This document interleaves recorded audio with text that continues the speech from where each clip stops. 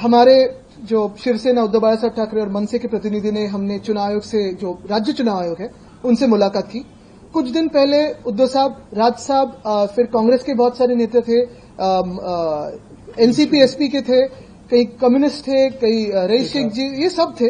और हमने यही मांग की थी कि मुंबई में या फिर महाराष्ट्र के 29 महानगर पालिका में जो भी चुनाव हो वो फ्री हो, फेयर हो, और जैसे अब तक संविधान के अगर आप देखें दायरे में हो और लोकतंत्र के दायरे में हो।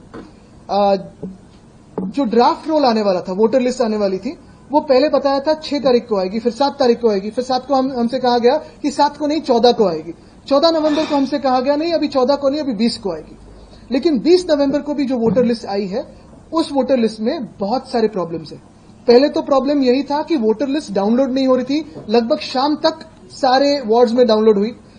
वोटर लिस्ट आने के बाद अगर आप देखें तो वो बूथ वाइज नहीं है, 1 से लेके 50,000 60,000 ऐसे उन्होंने वो वोटर लिस्ट दी है। आपको अगर आपका खुद का नाम ढूंढना है तो उसमें आपको स्क्रॉल करते हुए नीचे जाना है, ना कि आप सर्च कर सकते हैं। सर्च इंजन पे जाओ, जो बीएमसी का सर्च इंजन है या स्टेट इलेक्शन कमीशन का सर्च इंजन है, तो उस पर अगर आप जाके देखें तो बहुत सारी जटिल प्रक्रिया और समस्या को आपको फेस करना पड़ता है। तो मुझे लगता है ये एक बात हुई।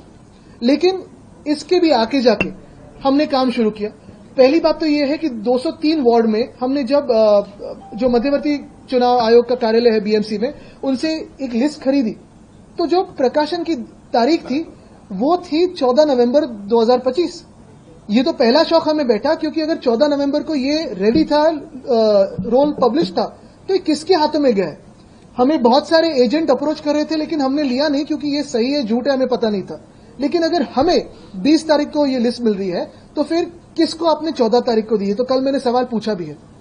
उसके आगे जाके जब हमने एनालिसिस शुरू किया, क्योंकि वोट चोरी जो हमने हरियाणा में पकड़ी, राहुल गांधी जी ने जो आपको प्रेजेंटेशन दिया, या मैंने वर्ली का दिया, अभी मुंबई के देने जा रहा हूं, तो ये सारी वोट चोरी जो हमने पकड़ी थी और जिसकी एनालिसिस हमने आपके माध्यम से जनता के सामने लाई, वो एक प्योरली एकेडमिक एक्सरसाइज थी कि इन्होंने सरकार चोरी का कैसे बिठाया ये देखो। लेकिन उसको कोई हल है क्या? आगे समस्या का हल है?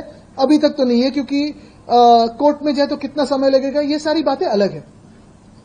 आज की तारीख में ये जो वोट चोरी हम पकड़ रहे हैं, एकेडमिक एक्सरसाइज नहीं है, लाइव एक्सरसाइज है। क्योंकि मुंबई हो और महाराष्ट्र की 29 महानगर पालिका हो, यहां सारी जगह पे अगर आप देखें तो इन सारी महानगर पालिकाओं में सजेशन ऑब्जेक्शन का समय जो है वो अभी भी चल रहा है।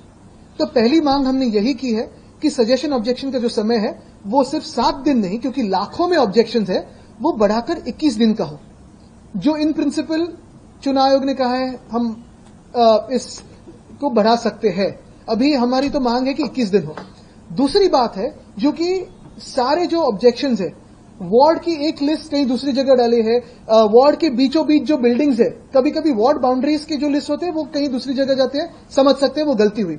लेकिन वार्ड के बीच के जो, जैसे हमने ये एक वार्ड दिखाया है, ये अगर वार्ड बाउंड्री है तो वार्ड के बराबर बीच में वाली बिल्डिंग दूसरे वार्ड में कैसे जा सकती है, तीसरे वार्ड में कैसे जा सकती है?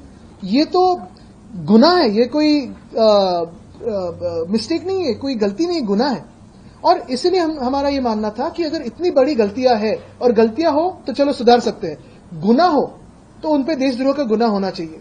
लेकिन हमने यही मांग की है कि कोई भी नागरिक आके बल्क में ऑब्जेक्शन ले तो उस पर आपने विचार विमर्श करना जरूरी है और रूलिंग देना जरूरी है।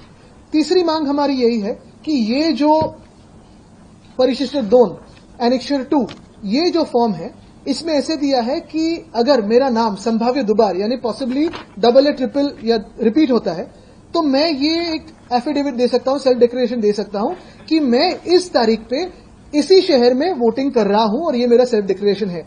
लेकिन इसका दूसरा अर्थ यह है कि आज अगर मैं ये सेल्फ डिक्लेरेशन यहां दूं तो 1 तारीख पे मैं मुंबई में चुनाव का वोटिंग कर सकता हूं, लेकिन कल जाके किसी जेडपी में या किसी दूसरे जगह पे दूसरे चुनाव क्षेत्र में वोटिंग कर सकता हूं।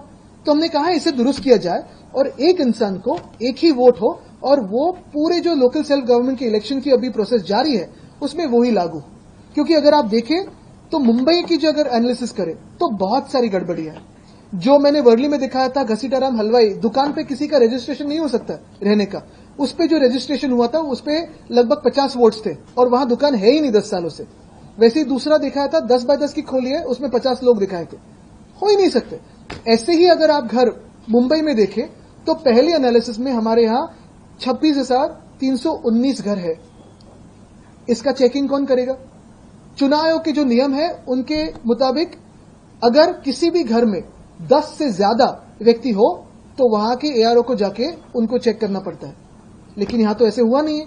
इन 26,000 घरों में 8 लाख से ज्यादा मतदाता रहते हैं। लोग नहीं है, मतदाता है। लोग तो और भी हो सकते हैं, लेकिन ये मतदाता है। तो इसको कौन चेक करेगा, कौन सुधारेगा? जिसका घर का नंबर ही नहीं दिया है, लगभग 7 लाख है। 7 लाख ऐसे घर है जिसका इपिक नंबर नहीं है, 2,500 है जिसकी उम्र शायद 18 से कम, एक तो वोटिंग ही नहीं कर सकते, लेकिन वोटिंग कार्ड है भी कैसे ये पता नहीं, या 100 से ज्यादा है, 6,000 है। अगर आपने देखा होगा मेरी जो एनालिसिस वर्ली की थी, जो 100 से ज्यादा 123 थे, उसमें पहले 7 जिनके हम घर पे गए थे सब के सब कभी के कभी गुजर गए, लेकिन आके वोटिंग करके गए। तो ये सारी जो खामियां है इस चुनाव आयोग के ड्राफ्ट रोल में, इसे सुधारने के लिए हमारी जो मांग है वो यही है कि एक तो सजेशन ऑब्जेक्शन के दिन बढ़ाया जाए, 21 किया जाए, दूसरी बल्क में ऑब्जेक्शन ले, और तीसरा ये जो एनेक्चर है उसे सुधारा जाए। अगर आप ये वीडियो YouTube पर देख रहे हैं तो हमारे चैनल को सब्सक्राइब कर बेल आइकन दबाएं, और Facebook पर देख रहे हैं तो हमारे पेज को लाइक करें।